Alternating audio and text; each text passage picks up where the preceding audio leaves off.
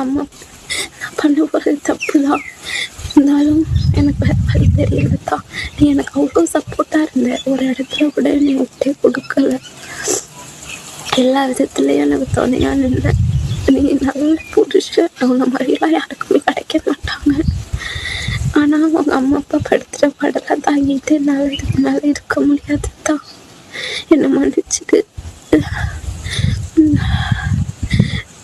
என்னால் இதுக்கு மேலே அங்கே நிம்மதியாக இருக்க முடியாது.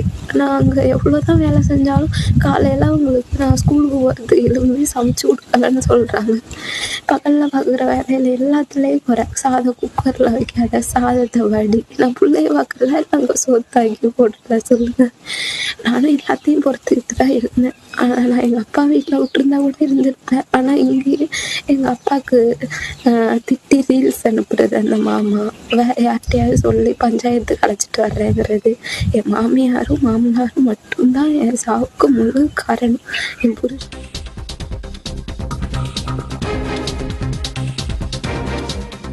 நாகை மாவட்டம் வேதாரண்யம் அருகே இளம்பெண் தன் குழந்தையுடன் தற்கொலை செய்து கொண்ட நிலையில் அது தொடர்பான விவரங்களை வழங்குவதற்காக செய்தியாளர் பாலமுத்துமணி இணைகிறார். பாலமுத்துமணி, விவரங்களை பகிர்ந்துக்கலாம். அதாவது வேதாரண்யம் அருகே மாமனார் மாமியாரின் தொடர்ச்சியான தொல்லையால் இளம்பெண் 6 மாத குழந்தையோடு கிணற்றில் விழுந்து தற்கொலை செய்து கொண்ட சம்பவம் அப்பகுதியில் பெரும் பரபரப்பை ஏற்படுத்தியுள்ளது. குறிப்பாக இறப்பதற்கு முன்பாக அந்த பெண் இன்ஸ்டாகிராமில் பதிவிட்ட வீடியோ ஒன்றும் தற்பொழுது வெளியாகி அந்த சம்பவம் ஒரு பேசுபொருளாக ஆகியுள்ளது என்றுதான் கூற வேண்டும். நாகப்பட்டினம் மாவட்டம் வேதாரண்யம் அடுத்த ஆயக்கரம்புலன் கிராமத்தைச் சேர்ந்தவர் சிவபாலன், இவருடைய மனைவி காவியா. இருவருக்கும் திருமணமாகி 6 மாதத்துல பெண் குழந்தை ஒன்று உள்ளது.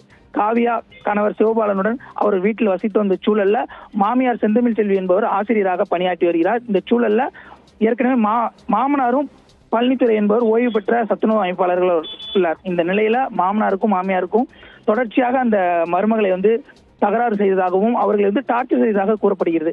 இந்த சூழல்ல கணவர் சிவபாலன் தன்னுடைய மனைவியை பக்கத்தில் உள்ள அவங்களுடைய தாயார் வீட்டில் அனுப்பி வைத்து பாதுகாத்து வந்துள்ளார். இந்த நிலையில தாயார் வீட்டில் இருந்த காவியா நேற்று இரவு 6 மாத குழந்தையோடு காணாமல் போயுள்ளார். எங்கு தேடியும் அவர் கிடைக்காத சூழல்ல அருகில் உள்ள இந்த கிணத்துல இருவருடைய சடலமும் கிடந்துள்ளது. இதனை கண்ட அவர்கள் அதிர்ச்சி அடைந்து உடனடியாக தீயணைப்புத்துறைக்கு தகவல் தெரிவித்து இந்த பிரேதத்தை மீட்டார்கள். இருந்த போதிலும் இந்த சம்பவம் அப்பகுதியில் ஒரு மிக பெரிய பரபரப்பை ஏற்படுத்தியுள்ள சூழல்ல வாய்மேடு காவல்துறை போலீசார்கள் இரு உடலையும் கைப்பற்றி தீவிர விசாரணை நடத்தி